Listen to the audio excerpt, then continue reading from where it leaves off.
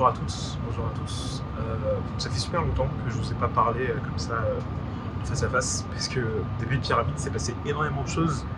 J'ai eu 2 périodes de vacances en plus, j'ai eu beaucoup de travail, les bacs blancs, tout ça, bref. Là, on est en pleine vacances de printemps, de Pâques, et je me suis décidé de sortir. Ça fait une semaine et demie que je sors comme ça en Ile-de-France. Si vous me suivez sur Insta, normalement vous êtes au courant, mais la totalité des abonnés de cette chaîne me suivent sur Insta, a priori. Donc là, je suis en direction de Dourdan. Donc je cherche depuis hier un endroit dans l'Essonne à visiter, parce qu'en fait, j'ai fait toute l'Île-de-France sur une période assez grande, tout de même assez grosse.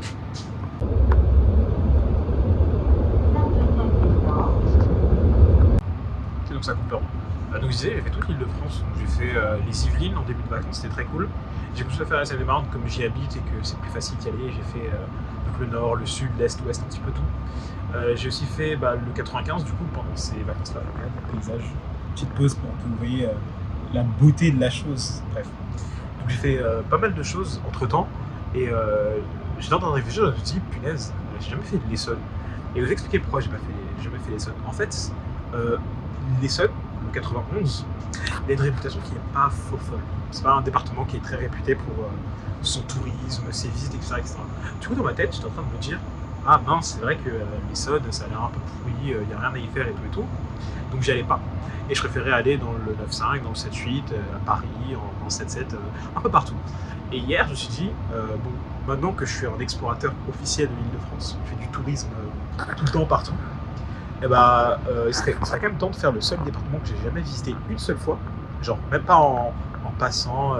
Enfin, j'ai fait Massy-Palaiseau une fois, mais c'était un challenge de gare et c'était pas vraiment une visite. Donc là, on est parti pour faire une vraie visite de Dourdan et de Dourdan-la-Forêt, tout au bout du RERC, parce que ça faisait très longtemps que j'avais pas pris le RERC. Et comme c'est très intéressant, c'est parti.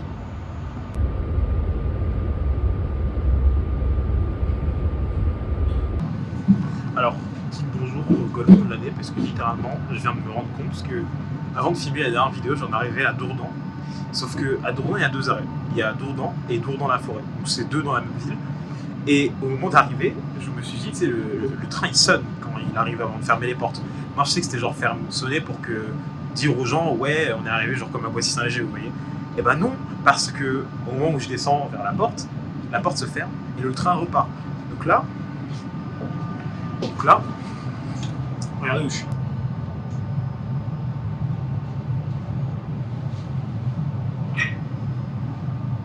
Génial. Franchement, top.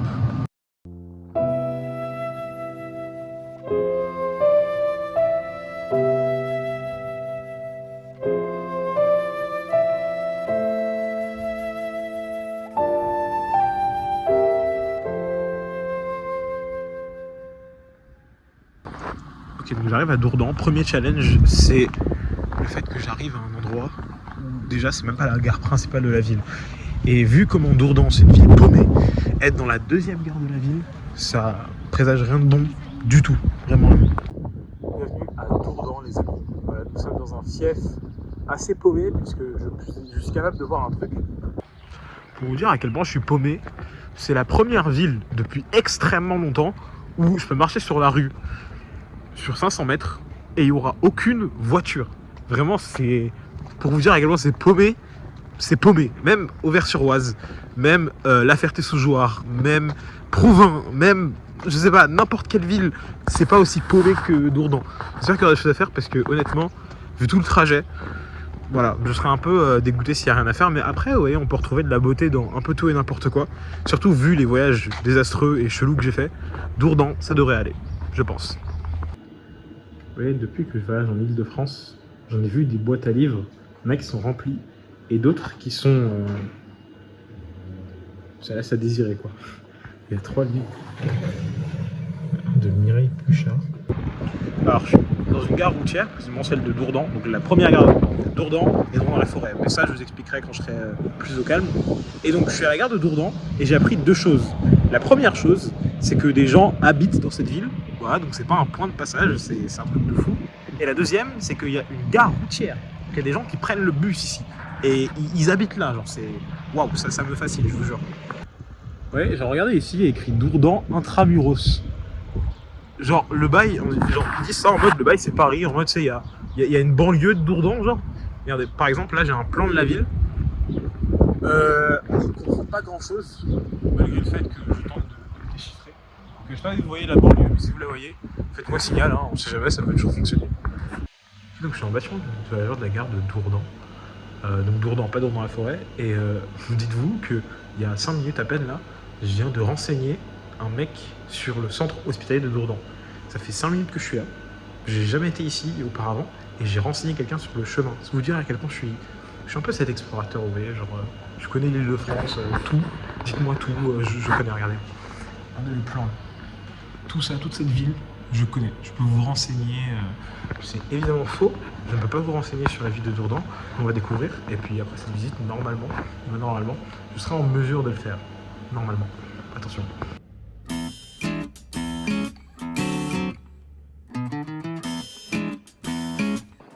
Ok, nous y est. Mais là, c'est un peu mouillé, mais faites pas attention. On est face à l'endroit touristique le plus reconnu et le plus incroyable de Dourdan. Je l'ai nommé le château. Ouais, il est loin, il est là-bas, il est magnifique. Et on va pas tarder à le voir tout de suite. J'arrive pas. Bref, peu importe, on y va tout de suite.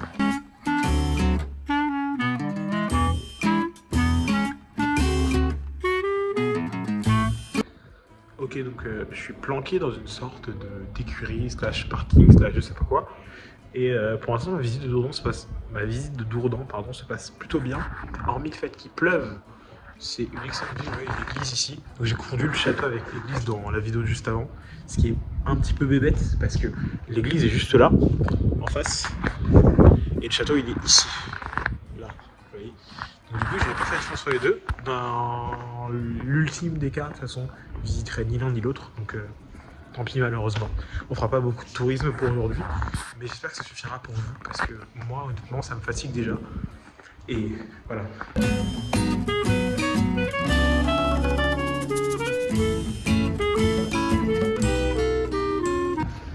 Donc je viens de trouver une boîte à livres qui est... Elle est vide. Il n'y a rien. C'est le vide absolu de haut en bas. Je sais pas si vous avez vu ma story Instagram à La Ferté-sous-Jouarre, mais c'est le jour et la nuit là. Pour le coup, personne ne vit dans cette ville. C'est un truc de malade.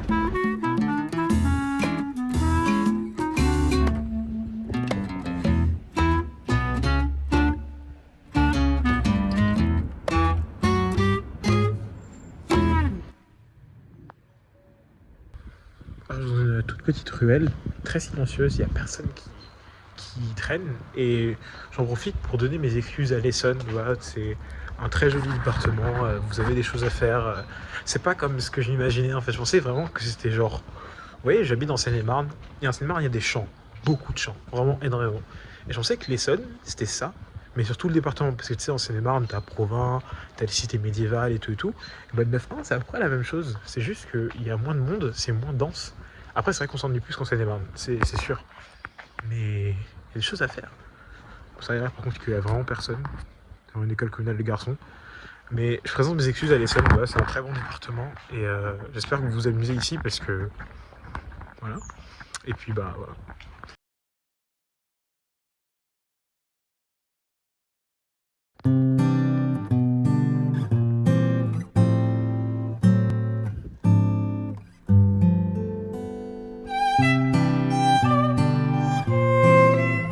Ouais, s'il y a un truc que j'affectionne particulièrement, c'est vraiment les espèces de rangées de fleurs comme ça. Genre il y en a plein, il y a des tulipes de partout, il y en a à perte de vue. Et vraiment c'est un truc que je kiffe.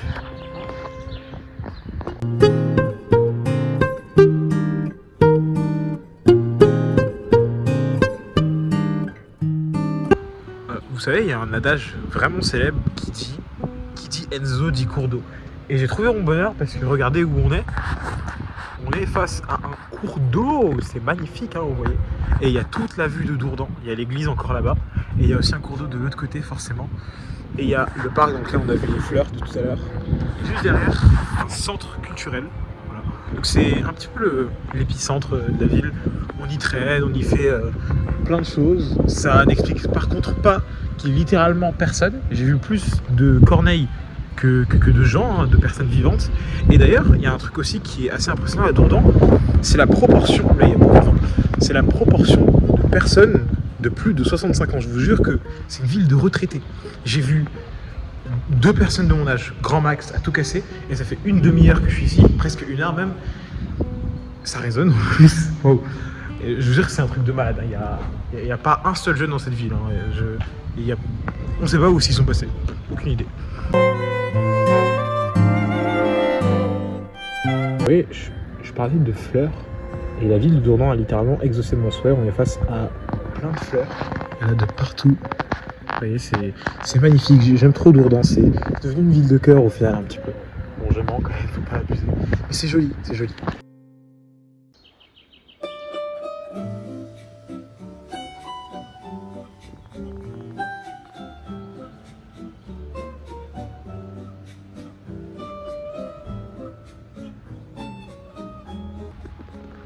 Assis sur le parc d'un banc dont le nom est assez difficile à retenir. Et un truc que j'ai remarqué, c'est vraiment en fait à quel point cette ville est calme. Vraiment, genre, le fait qu'il y ait beaucoup de retraités, qu'il y ait une propension énorme de retraités, ça fait que c'est très calme et que du coup, t'as personne qui passe à gauche, à droite, de l'autre côté.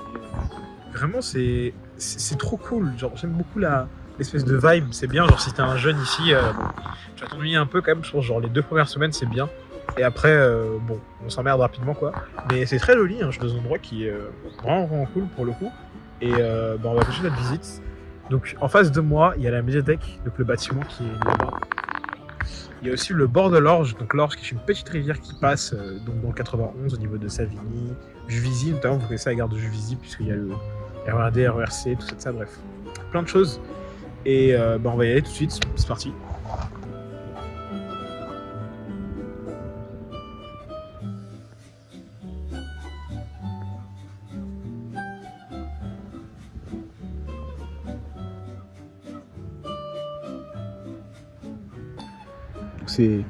Voici la guitare. La guitare merde, j'ai oublié le nom de la ville. La guitare de Dourdan. Oh là là, pardon. Et donc là, vous voyez, on a plein de... Genre, vous voyez, les cordes sont faites en acier. Vous voyez ici. La caisse de résonance, elle est faite en petits copeaux de bois, genre des espèces de troncs qui sont vraiment cool.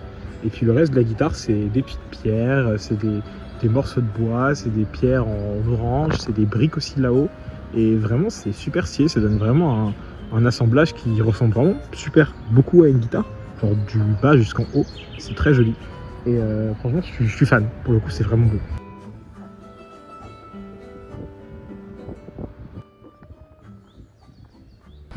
Ok, donc j'ai envie de sortir du parc qui est juste ici. Alors, ma journée à Dourdan commence à toucher à sa fin parce que faut que j'ai chopé le train pour aller à Paris-Austerlitz. J'ai trop de contraintes pour rentrer chez moi, c'est un truc de malade. Donc là, on est en plein milieu d'une grande rue municipale, tout ça. Et on va y aller, c'est parti.